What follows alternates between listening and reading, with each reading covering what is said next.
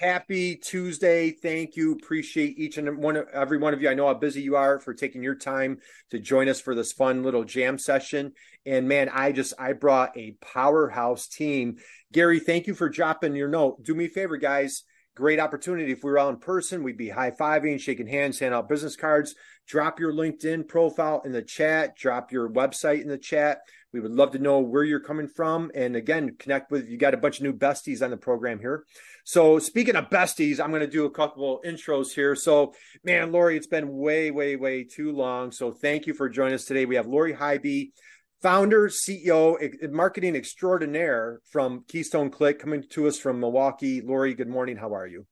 Well, it's a little wet here today. And because of that, sometimes our Wi-Fi gets a little crazy. But other than that, doing good. Awesome. Okay, I'm letting some more people in. Hey, let's jump over to the West Coast. So, hey, Julia, my friend, how are you? We've got Julia Fellon, Dr. Julia, coming to us from UCLA. She's living large in Malibu. So all of us in New York, Gary, yeah, right? Like we're kind of in Malibu almost, right? But Julia, good morning. Good morning. Happy Tuesday. Happy How are you? Tuesday to you. I'm amazing. Happy to be here. So, you know what? Let's go there, Julia. You have a company named 211. Yep. T-O and then the word 11 spelled out. Uh-huh. Can you give us the short version? Where did 211 come from for your business name? Well, if you've ever heard of the movie, this is Spinal Tap. There's a scene in the movie and it's a sort of a mock documentary about a band. And there's a conversation where two guys are talking and one of them is saying, well, like how loud can this go? And he's like, well, it can go up to this level. He's like, but these go to 11. And he's like, well, why don't you just make 10 the loudest? And he just kind of sits there. He's like, well, no, these go to 11. And we chose that name for our company really because A, it's kind of fun, and B, it connotes a above and beyond mentality. I absolutely love it. So guys, if you haven't seen it, I should have had the clip ready. It's one of my favorite clips. You guys are familiar with that movie, Spinal Tap, just type Spinal Tap 211. And so Julia's here to take you just roaring right past 10. We're going to go to 11. Exactly. So speaking of Malibu and Southern Cal, Kim just joined us. Kim Mans from California. Kim, good morning. Happy Tuesday. Thank you for joining us. I think Gene Jones is in the house from Purdue University. Gene, happy Tuesday. Thank you for joining us. Speaking of Southern California, we have a Southern California gal who's coming to us live from DC. Nicole Donnelly, happy Tuesday. How are you, my friend? Happy Tuesday. You can take the girl out of California, but you can't take the California out of the girl. So I love Malibu. It's a great place. Well, Nicole, thank you for joining us. Nicole is the founder and marketing extraordinaire from DMG Digital. And so thank you for joining us. So you know what, guys, let's take a moment of silence right now. Lynn from Alaska just joined us. She's a fierce manufacturer and she's a bra manufacturer. Check out wearswoop.com. And she is just a relentless, she's my hero. We have all 5 time zones of the United States represented today. So, hey, how about a round of applause for all of you guys for showing up? Thank you very much. So, Lori, let's dive in. I know we've got a ton to unpack. We are here to talk about how can we build trust through educating our customers. I grew up with, like, anybody saw that movie or that play, Glenn Ross, it was Alec Baldwin. He's like, always be closing, always be closing. We'd like to say, hey, let's always be educating. Okay. Yep. So Lori, how do you recommend our B2B industrial friends and family here on the call? How can we be those educators and start that marketing journey from that aspect? Yeah, that's a great question. And one of the things that I always recommend to our clients is look at the questions that you're getting asked and start by just writing them down. And not only you, but everyone on your team. What are the who questions, the what questions, the when questions, the yes and no questions? And are there any emails that you sent maybe in the last week where you actually answered someone's questions? If there's any sort of trend that you're seeing, that's a great starting point for content. And actually, I just wanted to share this. I'm going to share my screen. Hopefully I can do that. I didn't even ask you if I could do that, but I'm going to anyways. More than welcome. Go for it, Lori. I've actually started doing this on a weekly basis, and I'm getting some really positive feedback of once a week. I just publish on my LinkedIn. These were the questions that were asked, because the chances are someone else is asking the same question, whether it's specific for my organization or if it's a best practice. but every single Friday, I just share a small post. Here's a couple of questions that I was asked, and all I'm doing is adding value and educating my audience. So just think, what are the questions that people ask you, and then answer them. And that can be in a video, a blog, an email, a social media post. There's lots of ways that you can publish the answer to that question. Well, I absolutely love that. You know what? And I'd love for you to answer one more question. I should have asked you on the first round, Lori Hybe, my friend. Can you Keystone Click? So, Lori, you guys, if you're just coming in, again, drop your LinkedIn in the chat. I'd love for you to connect with our esteemed panel. We have just rock stars on the page on the panel here today. Lori, where did Keystone Click come from? Keystone Click, the name itself. Yeah. So the name, we're a strategic digital marketing agency, and I was looking for something related to the web. And Keystone is related to architecture, and the web is information architecture. So that was kind of, the keystone is like that foundation in an arch, that component that holds the whole arch together. So I really positioned it as the foundation to your web activities. And then click is the action that you want people to take. So architectural information, organization, and then action, which is what marketing is all about. You want people to take action. Well, I love that, guys. And again, connect with Lori on LinkedIn, because every week you're going to get answers to questions, and she has a wonderful powerhouse team. We love Whitney on your team. She's awesome. Whitney Houston. She lives in Houston, so we just call her Whitney Houston. But let's slide over to our friend in California, in Malibu, Julia. You've educated me on a term on those blind spots, right? We think that we're experts at what we talk about, but you love pointing out those blind spots that we might have when we're trying to connect and engage with our ideal customers. Can you go there, talk a little bit about those blind spots that we suffer from? Yeah, and I think it relates really nicely to what Lori was just saying about, asking questions to people and figuring out, what are the patterns that you're seeing. But, when you're having any kind of conversations with a client or a customer, what you're really trying to do is teach them something. And there are things that can get in the way of that, of you getting your message across. And oftentimes what happens is when you have such deep knowledge and expertise yourself, it's really easy to forget what it's like to not have that information and to, skip over things. And so, I call this, the expert blind spot, right? So it's what happens when you're in this area of unconscious competence and you're thinking, God, why is it so hard for this person to even get what I'm saying? What is that about? And I'm just showing off my new technology here. But, and as experts, we really develop these shortcuts, and it's really helpful if you can, take a step back, slow down, try and think about, what are the acronyms or the jargon or the things that I'm skipping over that are going to, impede the person I'm talking to from really understanding what I'm saying, right? And so it's we've all had the situation where, you have someone that who is a real expert in a certain area, but does that make them the best teacher of that?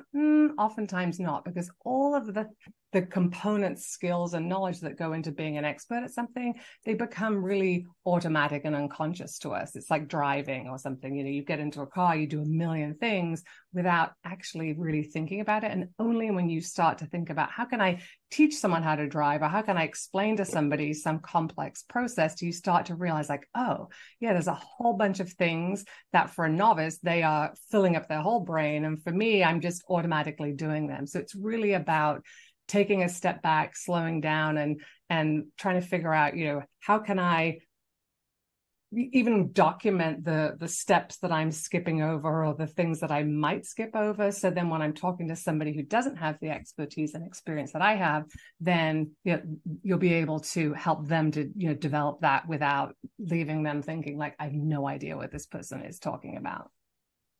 Well, all right. You just introduced a new term, unconscious competence. Now, Julia, I beg a question. Does it slide into like ignorance? Does it slide into arrogance? Does it slide into like, it's hard for me to describe how to make a peanut butter and jelly sandwich to somebody that doesn't know how to make a peanut butter and jelly sandwich. Like, take it one step further. How do we help conquer that? Yeah. that competence, unconscious competence. Yeah. And I think really what it is, right, is we'll go to our next thing, right, is thinking about unpacking the skills that comprise that area of expertise and remembering that, you might feel like this guy on this side, on the side where you're like, yeah, I get this. But remembering that a while back, you felt like this other person, it's like, oh my goodness, this insurmountable thing. And what we're really talking about is that you don't remember. And that unconscious part is that you've developed such a deep expertise that you really don't remember all of the things that led you to get there. And one of the things that you can do to overcome that is to talk to people. If you can have a novice interview you and figure out, okay, what are the moments? And I always think about it like you've got a little prod or something that you're talking to somebody, okay, explain to me how to make a peanut butter and jelly sandwich, if we use that example. And every time you say something like, I don't know, smear the thing, I'm like, well, I don't know.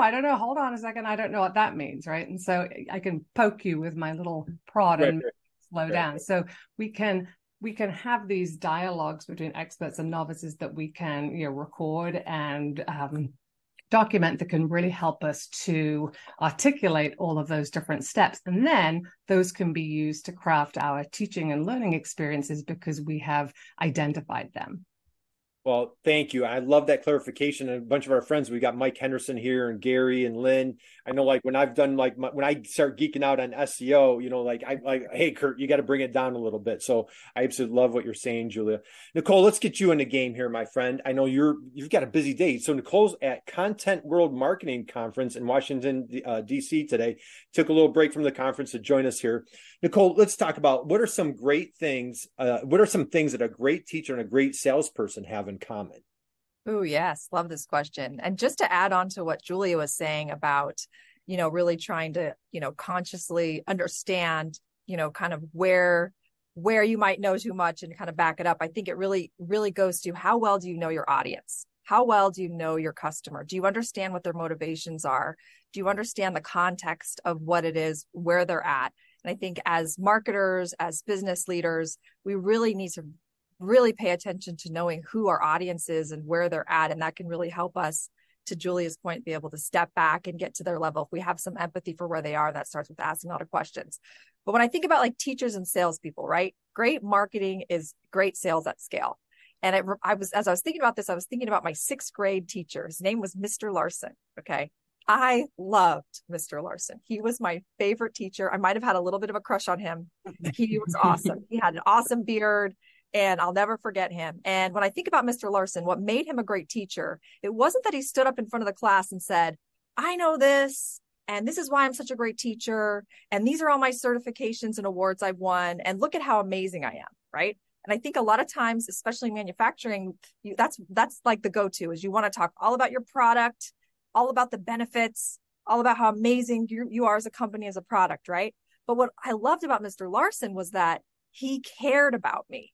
He cared about me. He understood exactly what motivated me. He knew that I was, an ambitious girl and I wanted to be challenged. And so he took the time to, put me in this little skunk, he called it the skunk group. Okay. And there was like a little small group of us. We were the skunk group and we would get these like special assignments. And he took the time to understand that about me and show that he cared about me and took the time to give that to me. And so I think that's what really makes a great teacher, but also a great salesperson, is you're not up there talking about why you're so amazing. You are having the empathy and the care to see, what can I give? What can I share? How can I help this person learn, solve their problem? And how can I really understand what motivates them so that they can live and, get to that next level? Well, I love that. And a big takeaway is what? Humility, right? And when you can put yourself, like Julia was describing, having that empathy or that humility to put yourself in the other person's shoes. And I think as marketers, as sales folks, the more that we can engage in that way, it just builds that trust. John Maxwell, New York Times bestselling author, he said, he's like, we've studied gazillions of people. And he says, it comes down to 3 things. When you create a relationship, it comes down to three things. Do you care? Do you honestly, sincerely care? Or are you just kind of like, blowing smoke, right? Do you care? Can you help me? Do you honestly have the competence, right? The conscious competence, is using Julie's term. And thirdly, can I trust you? So if we can conquer those 3, Lori, let's get you back on stage here, my friend. let's talk about the education process. How does that change in alignment with that customer journey that Nicole is just describing? Yeah, I think this is a great transition to talk through things. And I'd say a lot of people look at the customer journey. There's a lot of different ways to map that out. But at the end of the day, regardless of the words that are being used, it is the same thing. There's high level, I have a challenge, I'm looking for a solution to this. I'm looking at what my options are. I'm going to make a decision and we're going to move forward. And then let's continue to be advocates of it. So one of the things that we do, and again, I'm going to share my screen because I think it's going to help tell the story a little bit better. And just forgive me on the lack of the beauty of this right now. But anyways, this is an example for a client. Hopefully y'all can see it okay. But we look at it as awareness, kind of collecting that information, the consideration. That's really where there's going to be a decision that's made. And then the action, what action do we want them to take? And most importantly, and I think a lot of people forget about this, is the experience they're having with you as they're actually a customer. So when you're educating your customer base and through this customer journey, we want to be aware of and ask these types of questions. What is the customer thinking and feeling? Kind of like what you were talking about there at the different stages of the process. And then we so this is an example from a client that we have, more so in the insurance space, so not exactly manufacturing. And we've gone through this exercise. Another question is, what actions are the customers taking at this step? So then when you go through all of the different stages and you want to understand what they're thinking and feeling, and what type of research are they doing to continue to educate themselves on what is that next step to take? How can you help them move to that next stage by answering the questions that they have? What is the customer's touch point with the business? How are you engaging with them and adding value to them? And then what are the opportunities to add value at that step? And that's, I think, the most important question to ask yourself. What type of information do you need to be pushing out there to help guide your prospective and current clients through the different stages of the customer journey? Okay, man, that was fantastic. Lori, every time I'm on stage with you, man, it's just a masterclass. I just love learning from you. By the way, Lori is a fierce hockey player. I know hockey season's coming around the corner. Oh, yeah. I got a game tonight. You got a game tonight? All right. Yep. I was going to say, we probably won't see you for the next few weeks. But I love what you're saying because, in the past, it was like, sales, like, hey, what's the pain? What's the pain? And again, if we come in with the education point, because I'll tell you, as marketers or, hey, we're all trying to make a living. What's one of our biggest competitors? Inaction, doing nothing. And I love Julia's, the big, when you see that big ball, like you're just completely overwhelmed of like, I don't know what to do. So therefore overanalysis causes paralysis and we make no decision. Right. So, Julia, you and I met this year. We're part of a little business mastermind group together. And man, I've learned so much from Julia. And I just want to show everybody the first time I ever got on a call with Julia, I was like, these were all my notes from Dr. Julia. I was just like writing furiously. She's like, gee, Curt, you really didn't talk much this hour. And I'm like, I was just a sponge learning. You taught me a little bit about, you have 3 learning principles that you share. And by the way, guys, if you missed it, we have Dr. Julia here. She is the founder and CEO, co-founder of 211. You are the chief learning engineer. But talk about your 3 learning principles that you love to apply to your clients when you're helping them with this process.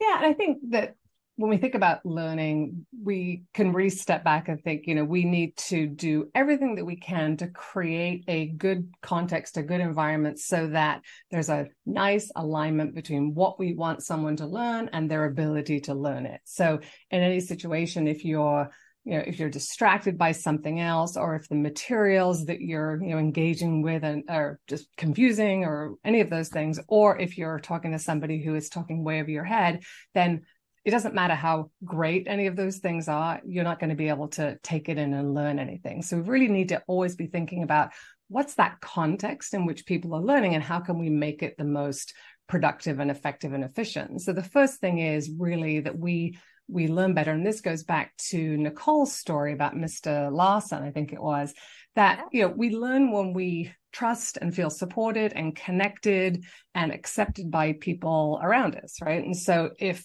part of that is, doing things like normalizing mistakes and helping people see that it's okay to be in a state of, that maybe that unconscious incompetence or conscious incompetence, that's okay because we're all learning and growing. So it's setting that stage where you feel welcome, connected, a sense of belonging, and that you can trust the person that is teaching you, that is giving you feedback.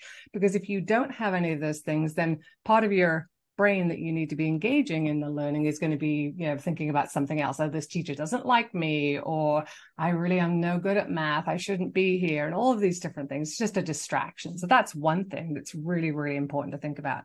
Another thing is really making crystal clear, both for yourself as the educator and for the students, the learners, the clients, whomever it is, like, what is your goal? Like, what are you trying to do? What is your expectation for whatever this environment that you're in? And is what you're doing, the activities you're teaching, do those things align and match up, right? Are you goal driven, and is what you're doing really achieving those goals? And people need to know in a learning environment, what should they be focusing on? What is it that you're talking about or showing them that is going to be the important stuff? And that really connects back to the expert blind spot issue, because you might know, oh yeah, on this whole diagram here, this is the thing that's really important. But the person who's the novice is looking like, I don't know, there's a whole bunch of stuff here. I have no idea what I'm supposed to be looking at. So it's really helping, make that really clear, that there are clear goals and expectations, and that people have opportunities to, practice, get feedback, and all of that, because we can't learn anything in, 2 seconds. We need opportunities to, go back out there, apply, practice, rehearse, and all of that.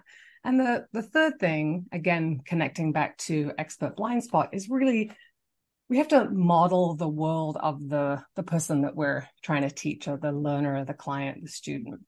And new learning really depends all on prior knowledge. What is it that you already have in your head, and how can I connect what I'm trying to teach you to that? So where are you on your learning trajectory, and how can I help move you forward by, sort of addressing where you are now? So it's all about figuring out where, and Nicole said exactly this, it's figuring out, where is the learner right now, or the customer, or the client, and what do I need to do to move them forward? And if I start way too high, then they're lost. If I start way too low, they're not motivated. They think this is a waste of time. I already know this. So it's about, modeling that world and really trying to figure out, how can I take what they have, take where they are, and move it forward. And making sure that you don't overwhelm them, that you give them the right level of scaffolding and all of those things. So it's just really, all of these principles really go back to making sure that there's not other stuff that is interfering with what it is that you're trying to teach somebody. I love this, Julia, and it's twofold. So like, we have friends here. So we've got Joe, we've got Kim, Jean from the Manufacturing Extension Partnership. So thank you guys for joining us today. Joe's with the University of Nebraska, Jean's at Purdue, Kim's in California, and then other folks are manufacturers. So Julia, let's go here, because there's twofold, okay? As we're working with manufacturers, this would be completely applicable for new team members, new staff. I'm a wire harness manufacturer, and here's a drawing, go make this wire harness assembly, right? And every person that comes on the team, and everybody's suffering from labor shortages. So for what you're preaching, totally applicable. And this also applies to the marketing side. Let's go on the new employee side for a second, okay? Uh-huh. Like, what are some quick tips? So you just laid out like the 3 prongs approach.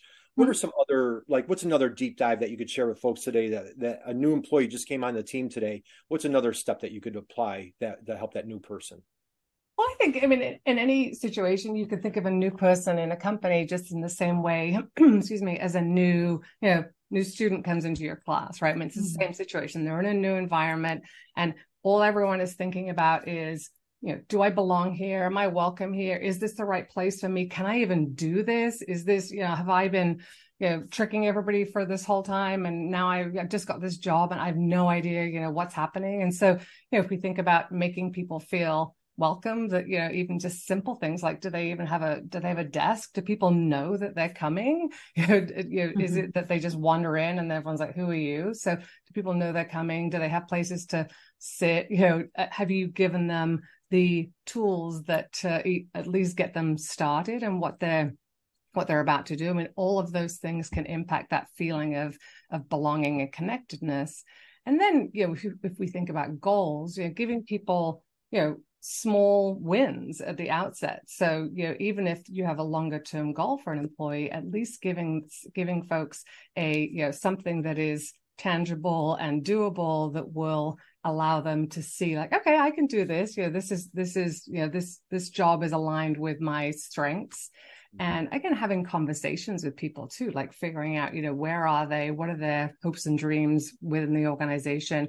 And what are their strengths, potential areas that they need support in? But it's really, I think, helping to, and I think when we think about the expert blind spot issue, I mean, imagine that you're a brand new person in a company and all of a sudden everyone is using all kinds of acronyms and jargon specific to the organization. And you're like, I don't know. And they're like, let's go to the PQR room. And you're like, I don't know what that is. And so even just little things like that can really make a huge impact on how welcome somebody feels. I mean, how unwelcome do you feel if everybody's using terms that you have no idea what they are? So again, it's thinking about putting yourself in the shoes of that person and thinking, what would I need as a novice in this environment to set me up for success? And obviously it doesn't have to be every single thing, but at least to allow you to, get off the ground.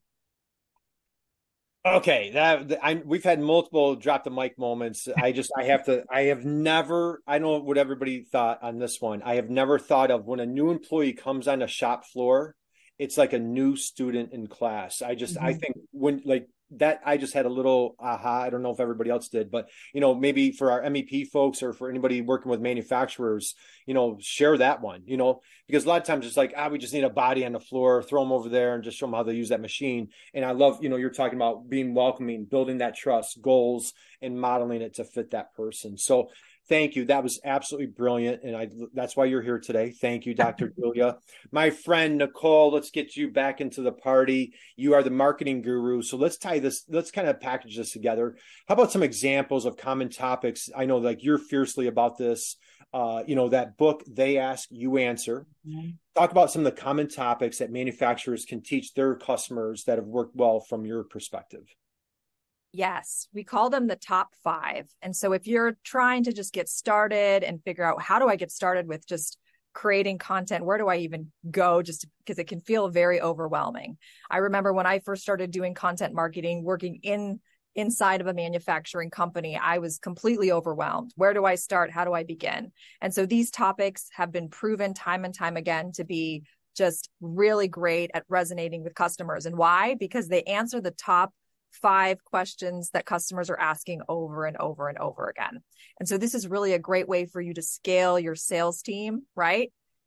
As Lori mentioned earlier in the program, really understanding and talking to your sales team to understand what are those questions at each part of the buyer's journey, and then creating the content that will answer those. It supports your sales team and allows you to scale. So those top 5, and I'm going to give you some examples. I'm going to put Mike Henderson on the hot seat today because he's one of our lovely clients. I'm going to show you his lovely learning center that he's been building out and just show you a couple of examples of some of these top 5. So here's Mike. This is MT Solar. It's an amazing whole mount solar manufacturer in the great state of Montana. And this learning center is just a really great example that we started building with Mike of some of those top 5 topics. So what's the number one question that customers always want to know? They always want to know what it's going to cost. Price, right?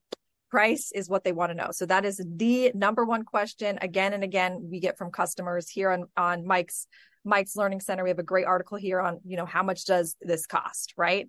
And time again, we've seen with our customers, this type of content gets incredible engagement. And even if you're a custom manufacturer, you can still talk about price. You can talk about what goes into the price of your products. You can talk about all the variables there. You can give ballpark price ranges. As much as possible to talk about price. What that does is you're being transparent, and transparency is what builds trust. So that's number one. The second topic that's really great to talk about is problems. What are the problems that customers are having related to your product or service, right? So for example, in this case, we have an article on installation guide. What are the best practices? Because one of the problems that their customers are having is, how do I install these things? Help me with that. I'm not sure how to do that. So identifying what those problems are and then talking about those. Some other examples of top 5 would be reviews. How does your company, your product compare? What are the reviews that you're getting from your customers? And really putting that forward and sharing those reviews, because those are questions everybody's researching. When they're looking up your competitors, when they're researching your product, they want to know, what does everyone else think about you? So creating an article and just being very transparent, talking about the reviews. The fourth example is to talk about your competitors. People are afraid to do this. They're like, I don't want to talk about my competitors. Why would I do that? Well, the fact is your customers are looking at your competitors. Fact. Mm-hmm. They know all about your competitors. There's no reason for you to hide around it. Why not just be really proactive and transparent and create a really nice article that in a very agnostic, very unbiased way, just really lists out the pros and cons of your brand compared to your competitors. So that's just another really, really great topic that you can use to get started. And oh my goodness, the fifth one. There's a fifth one and I've lost it. Come back to me and I'll get it for you. But those top four are a really great place for a manufacturer to get started. And just adding to what Julia said too about caring. What we're doing right here by having this webinar and when you think about digital marketing, how can you create that relationship and build that relationship at scale? That's the challenge. But creating a medium like this, where you're doing a webinar, you're doing a live event, where people are seeing the faces of your brand on video, on camera like this, exactly in this way, that's a great way for you to build a relationship that shows you care, for people to see and to start building that relationship before someone's even ready to pick up the phone. So. Well, hey, how about another drop the mic, right? That was round of applause there, Nicole. I've got down price, problems, challenges, reviews, testimonials are phenomenal. So even our custom manufacturers, or if you're not an OEM, original equipment, I throw an acronym there, Julia.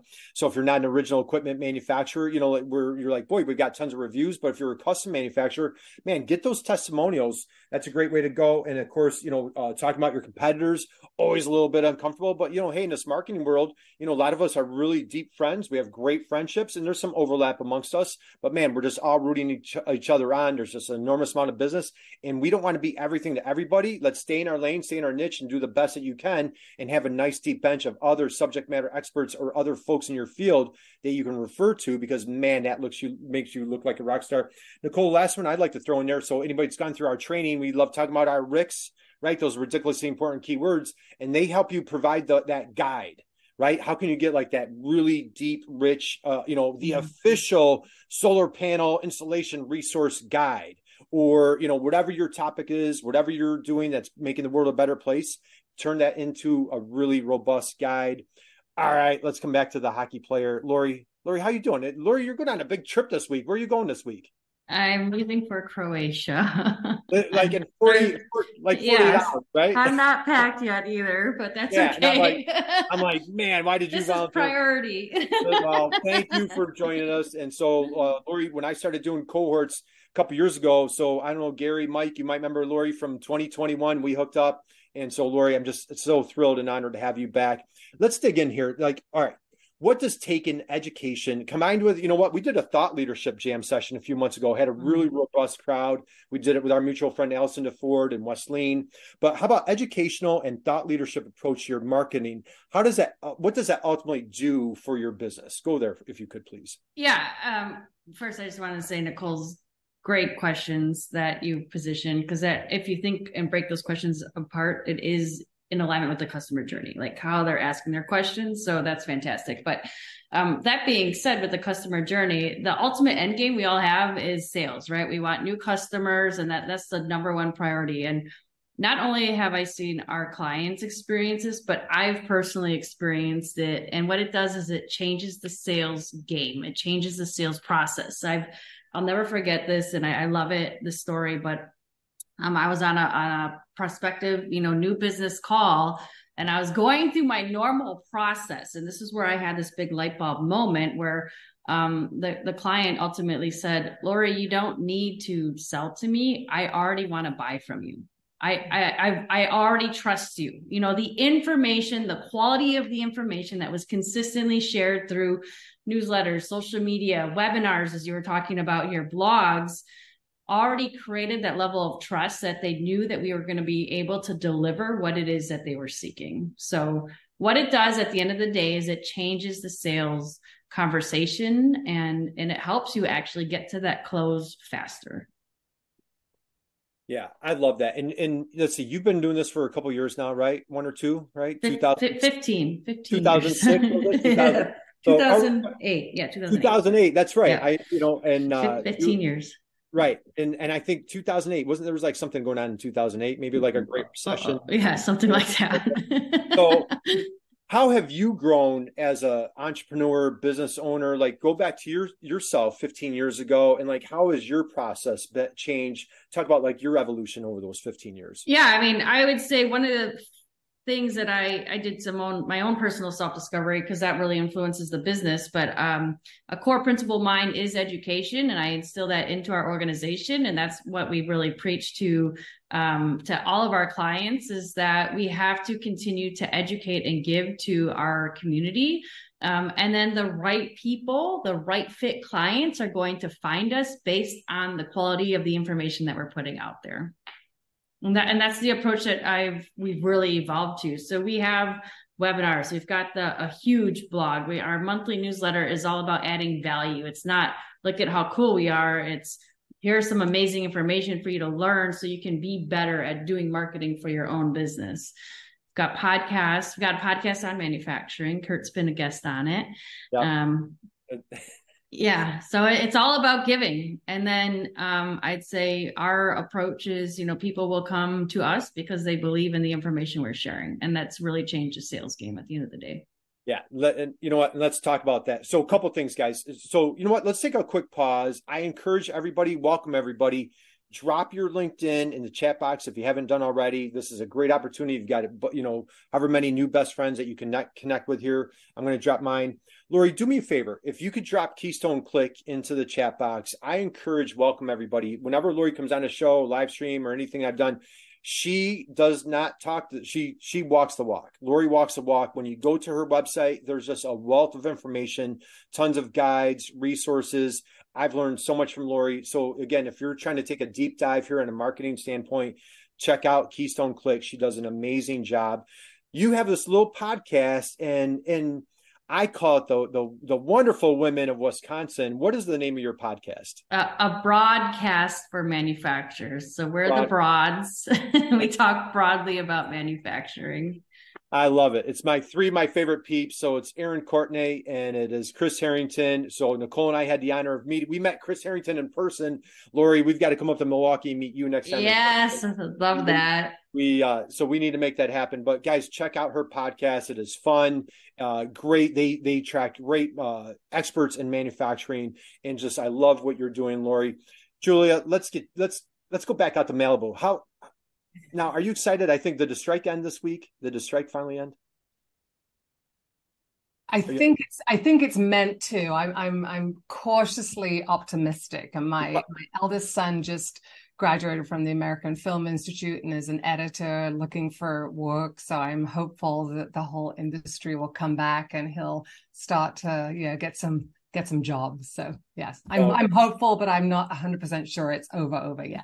Okay. Well, I saw that headline. I was thinking of you. So if you need a good movie review, like if you're like not sure of a movie, Julie is the one to check. She's my go-to. Like I don't watch a movie unless like Julie gives like the blessing. So Julie, let's get back. So why is it so important to consider client motivation for those sales conversations? Like where are they at? Like, let's go there for a bit.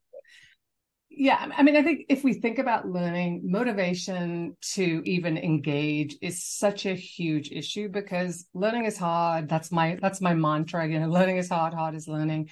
But when you're expecting somebody to enter into any kind of learning situation, yes, it's difficult. And you have to figure out, how you can help ease that and help them, how, if they're not motivated to even like start and put in that effort, then whatever you have, you could have the best product, the best sales pitch, but if they're not ready to hear or ready to receive, or if you're not speaking to them, then it's not going to be useful. And Curt, you talk a lot about buyer personas and having these different, sort of avatars and people, you've got the salesperson, you've got the person who's the buyer, you've got the person who's then going to use all the wrong terms with the manufacturer. But, we're all different. Our customers are all different. And all of these differences can also change, over the course of the journey of the relationship that you have with people. But not learning or not receiving a message can be really due to a whole bunch of different factors that aren't always obvious. So when we're thinking about teaching and learning, we really have to think about, okay, what is it that might be getting in the way of somebody hearing what I'm saying, and how can I address that? So, you might need to think about, and oftentimes people will say to me, what's the best way to do something? Like, what's the best way to teach somebody something? And the key is really, like, it depends, right? And what does it depend on? Well, it depends on lots of things that we've talked about, but also, are they motivated to engage in it? And it really comes down to, do people have different things that they value? So if somebody isn't valuing, what you're talking about, then they're not going to be able to receive that. Sometimes people have different levels of confidence or self-efficacy. So it might be that, I might not be able to hear something because I think, oh, this is not for me. This is way over my head. This is not, I'm not a math person. I'm not the manufacturing person. Well, they may think that there are certain obstacles that are in their way. So, if you're talking to the buyer person in an organization, they may have a feeling that, okay, well, we don't really have the right budget for this right now. We don't really have time to engage with you on whatever you're talking to me about. Or you may have, different emotional states that people are in that you need to figure out. Because if somebody is, if you're in a classroom, right, if someone's boyfriend just broke up with them the night before, that is not really going to be able to hear what you're saying, because they're, again, distracted and their brain is focused on something else. So really, it's thinking about what are the things that somebody may feel are in their way of receiving a message from you, and how can you overcome them by, sort of moving the levers a little bit. If you think about like a soundboard or something, I think, if somebody feels like, yeah, this isn't really relevant to my life, like, what is it that you can say or help them to understand that will make them see that actually, yeah, this is relevant to you? And sometimes it requires a little bit more conversation, because think about a teacher who's looking at two students who are looking at the teacher like, with a blank stare. They have no idea what that motivational obstacle is for both of those two students, because they look exactly the same from the outside. One might be thinking, oh my goodness, this teacher hates me. They've never thought I'm any good. And the other person might be thinking, why do I even care about this? This is nothing that I'm ever going to be able to use in my life. So it's, as an educator, we really have to think about, what are those motivational obstacles, and what can we do to help people overcome them and see that actually, yeah, they can do this, or this is valuable to them, or, there are things that are in their way, but they're not insurmountable. Yeah, that's fantastic. And a couple of points I'd love to just recap is, so in the manufacturing space, I think, Lori, Nicole, you guys know very well, and a lot of our friends on the call here, it's a decision by committee, right? And so what's awesome, the way what Julia's describing is like understanding that motivation of, is it somebody in engineering? Well, like, they're more on the tech spec side. If it's somebody in procurement, maybe they're trying to come in on the bottom line, or they have a deadline or what have you. If it's the business owner or entrepreneur themselves, they might have a totally different motivation than somebody working at a big corporation. So like really understanding that ideal buyer plays such a critical role. Nicole, Nicole, I told you this was going to be good, didn't I? Yes. So I think this is going to tie in exactly with what we were describing. So with what Julia and how we're just wrapping this up, who in the organization is best equipped to be the teacher, and how can you create a repeatable education system for a small manufacturer or for an entrepreneur? Yes. So I would say, try as much as possible to tap in. Manufacturers have so many subject matter experts. Okay. They have people that have been working on their teams for sometimes decades, their whole career, engineers who have such deep knowledge about the problems that customers are facing. And that knowledge is like hidden. It needs to be shared. They have so much knowledge. And so what we recommend is really just to bring those amazing subject matter experts within your manufacturing company out from the dark, behind the curtain, bring them forward.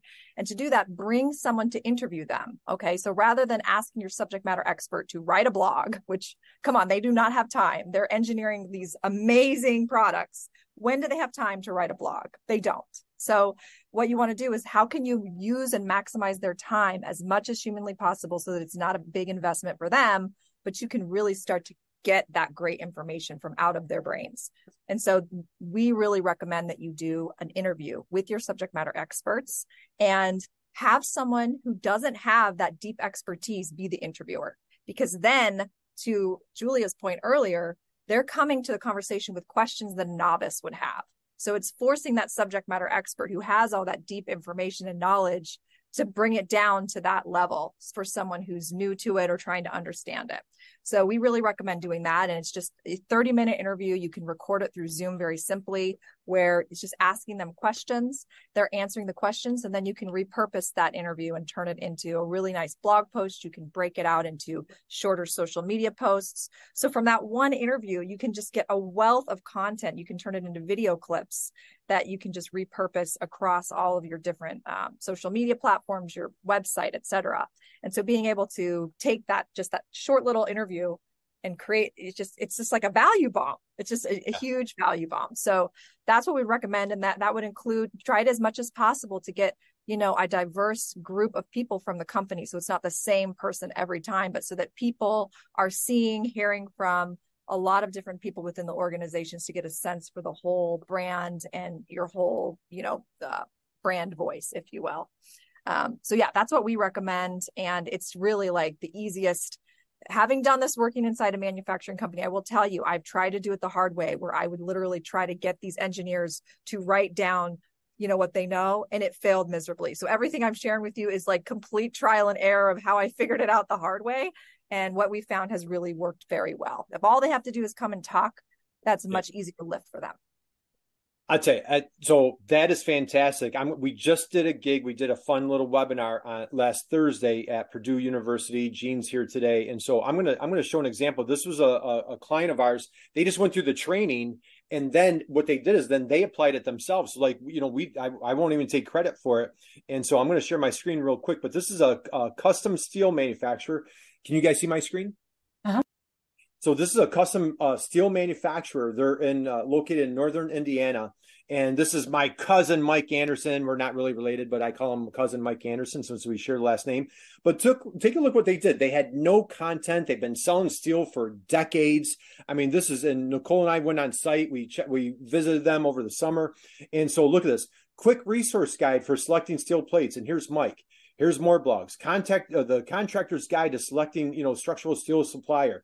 It's all these like questions that we call them our soulmates, right? Julie, you mentioned, like I always talk about that buyer persona in our little workshops. We call them those soulmates, but all these topics, man. And I just kudos to these guys. Now, Lori, weren't you and I, we were just talking about, hey, what is hot rolled A36 steel channel? Like, weren't you and I just talking about that the other day? Yeah, totally. And if you want to know, here's the answer right here. So again, like maybe not relevant for us, but if you're an engineer, if you're somebody in procurement, you're an entrepreneur, and you've got a massive project you're working on and you know nothing about steel, these guys are telling like, hey, I have your back. And so we're just so proud of these guys. They did such great work. And so, okay, I want to be mindful of everybody's time. First off, I want to welcome any questions, guys. We have like just brilliance on the stage here. I invite you guys. If you want to drop a question in the chat, if you want to raise your hand, we can take you off of mute. We have a nice intimate crowd today. But Lori, I'm going to come to you. Take us home. Any suggestions if there's a solo marketer out there that's just kind of like, we've got Lynn, the bra manufacturer in Alaska. We've got we've got solar panels in Montana. Any tips, advice that you would share for solo marketers that are just kind of kickstarting this journey? What advice do you have for them? Yeah, I like the idea of using video and then trying to create one big mega piece of content and then slicing and dicing it into smaller pieces. And what's great about video, and one of the reasons I like podcasting is it's just easy to just kind of free flow, and then you can edit down later. So I'm a fan of starting with too much and then scaling down. But there's so many tools right now with like AI where you can transcribe it and then slice it into little chunks and then just drop these little nuggets out there. And I'm a huge fan of creating evergreen content. So it was relevant 3 years ago. It's relevant today. It's still going to be relevant 3 years in the future, because there's no rule that says you can only publish something once and that's it. I mean, you think about it like LinkedIn, Facebook, maybe only 3% of your audience is actually going to see that specific post. So you can reuse that content multiple times.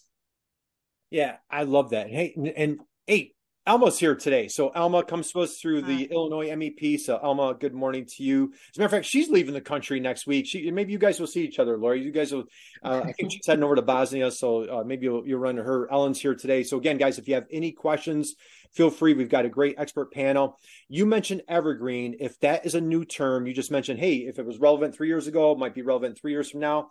Can you just Lori, touch on evergreen, and how about repurposing? So Sure. Those are new concepts for our friends. Yeah. So when I look at any sort of content, there's basically two types. There's time sensitive content that means, hey, we're launching a new product today, or we're at this trade show. It's a very small window of time that the content you're creating has a relevant spot. Evergreen means just like the trees itself, like they last a long time. They're flourishing forever. So the content, the value of the content you're producing isn't going to just provide value for that day or week that you're publishing it, but it's going to bring significant value for the long time. So if you're hesitant to create any sort of content, thinking of those big questions that people are asking, that your process is the same, it's not changing, answer that question, and it's going to provide value for a long time. We have a blog post on our site that was written 8 years ago, and it's still one of the most visited blog posts on our website today. Is it really? Do you, if you feel free to drop it in the chat if you like to, Lori? I'm sure everybody would love to see it. So well, thank you. All right. So I know I'm going to be going around, but everybody's still here. Let's give a big round of applause for Lori Hybe from Keystone Click for just being so amazing. Thank you, Lori. Thank you. And I might come back to you in a minute. Let's go to my dear friend. We're going back to Malibu. So Julia, should everybody go see that movie Barbie, by the way? I have not seen the movie Barbie. Like, Julia, do you recommend it? I'll give it 2 thumbs up. Mm-hmm. Gene, you and I are going to get together. Gary Wood, the three of us, we're going to go see the movie Barbie. I haven't seen it. Maybe Gene, you've already seen it, but I haven't seen it yet. So I can't wait. All right, Gary, you and I, dude, you and I. You'll love it. We got to go together. Yeah. We have to go together. I'm more of an Equalizer 3 kind of guy. Okay, you're an equal. All right, thank you. All right, well, Kurt, just so you know, you have to wear pink when you go. So that's. Oh, I'm wearing pink. I'm going all pink. Okay, I have no qualms with just wearing. Making sure. Right. I digress. I digress. I apologize. So, Julia, let's tie things up in a bow. Same question to you for our friends, family, any of our pets, anybody that's a solo marketer out there that needs a little help on this journey of like, hey, how can I just really get into that mindset? Because like we're always thinking selling, marketing, that type of thing. How can we marry education? What are your parting thoughts of wisdom for today? I mean, there's so many things, but I think the key thing and the key mistake that I think a lot of people make is not considering the context that you're in.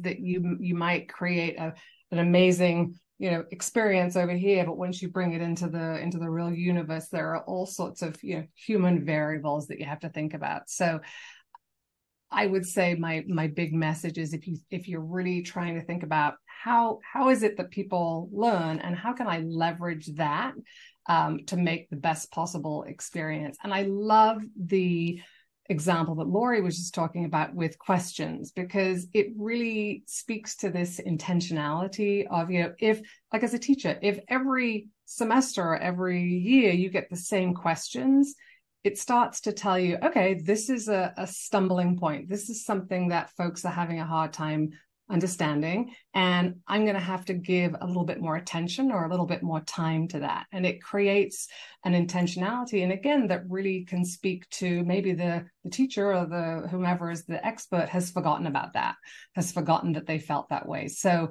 mining those questions in an intentional way, I think, is a really awesome way to do that. But again, thinking anytime you're talking to somebody and you're trying to essentially change their mind or get them to think in a different way, you're teaching them something, and you need to be thinking about all of the things that can support that and the things that can potentially get in the way of that. Yeah, fantastic. And so let's slide over to our, what a big round of applause for Dr. Julia for joining us early on the West Coast today. So Julia, thank you so much. My coffee. You and I, we're going to be bumping into each other in a couple of weeks, so I cannot wait to see you in person. So Nicole, let's take us home. There's one question I'd like to, a lot of companies, it's not just manufacturing, but I know manufacturing notorious for this is how we've always done it. And this probably could be a whole session in itself. And I know like we just have a minute or two. Can you just within a minute or two, can you describe like how do we preserve that legacy with like this education and digital transformation? How can you summarize that quickly for us? Oh, I'll do my best. Yeah, I think, this process of creating content in this way can feel overwhelming. To preserve that legacy, you just need to celebrate your people. Celebrate the people in your company and just break it down and just start small. So start with those top 5 questions. Talk to your salespeople, talk to your customers first. That's really critical to be able to understand the context and the motivations. You've got to know your customers very well. And that means you've got to talk to them. And that doesn't mean just talking to them on a sales call. It means actually having a conversation with them to understand what their pain points are and their issues are. And if you start there and understand what their questions are, then you can just start interviewing your subject matter experts and really celebrating them and bringing them forward. Because that's what makes manufacturing companies so amazing, is these amazing engineers and subject matter experts that are making these amazing products. And so my advice is just start small, talk to customers, get those questions gathered, and just start interviewing your SMEs. And that's when the magic will happen. Love it. Those SMEs, those subject matter experts. And we did most of you are familiar with our little live show. We just did a live show yesterday, and the woman, we showed a video of the company. It's a great automation manufacturer in Western Michigan. And they did a video, and what they did is they interviewed their team. And at the end of the video, and because a lot of them were newer to the company, but they had long history of the industry, they asked each person, how long have you been in this industry? And it was like 17 years, 30 years, 30 years, 10 years, 6 years, 1 year. And you added up, I mean, I won't say it was hundreds, but it was like well into over 100 years showing that expertise. And so our little favorite tagline, stop being the best kept secret. We were just on a call with our dear friend, Elma. Good morning, Elma. She's on the program here with us today. And she was sharing, we have 10 engineers. We have 4, like she was around, how many, I think 2 to 4 chemists. And you just rattled it off like all this high power expertise at your company, Elma, at Plytech in Chicago.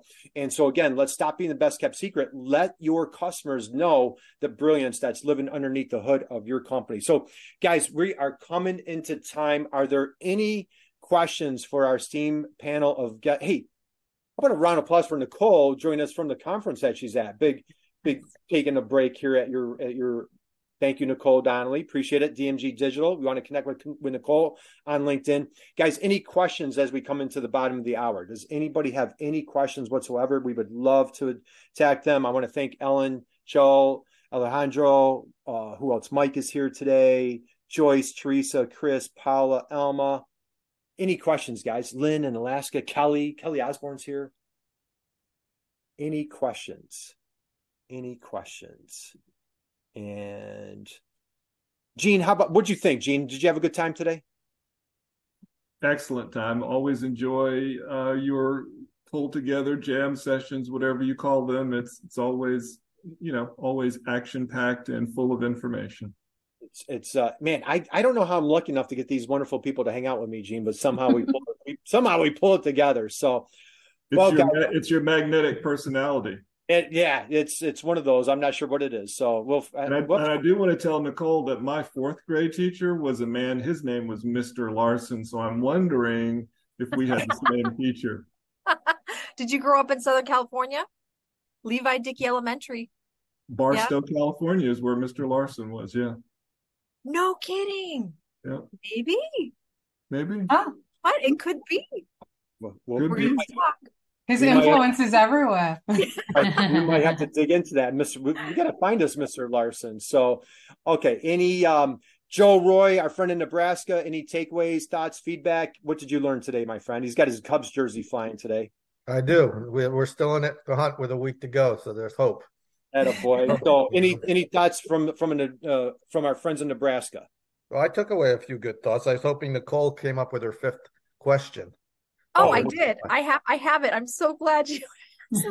Thank you, Joe. The 5th one is best of lists. So this would be best in class, best practices. So in your industry, here are the best in class options that you should consider. If you're manufacturing dental dog bones, here are the best practices that you should be, that kind of a thing. So. Yeah. Perfect. Excellent. All right, Joe, go Cubs. Yanks are out of it. I got to find somebody to root for. So, cool. It's Ellen, any questions on your end? Alejandro, any questions, comments? Questions. Thank you. This is awesome. Well, thank you, Ellen. Appreciate you taking your time. Alejandro, thumbs up to you, my friend. Thank you for joining us. Alma, Lynn, any other questions that you guys have? Chris, anything that you'd like to ask? And if not, I don't want to put anybody on the spot, but I from the bottom of my heart, anybody comes to my programs, you know how much I appreciate you. We have a blast doing this. It's just an honor to bring together just brilliance with Julia, with Lori, with Nicole, and just I appreciate you guys as an audience. I have the recording. I'm going to be sending out. We had a bunch of people that signed up that weren't able to make it today, so I'm going to send this out. This will live on my website. So if there's anything that you, any questions that you do have, please reach out to Dr. Julia. Please reach out to Lori. Please reach out to Nicole. I'd love to hear from you as well. So I'm going to let you guys go. If you have any other questions, I'll be here for a couple more minutes. But I wish everybody an amazing, incredible rest of your week. Keep crushing it. And God bless everybody. Thank you.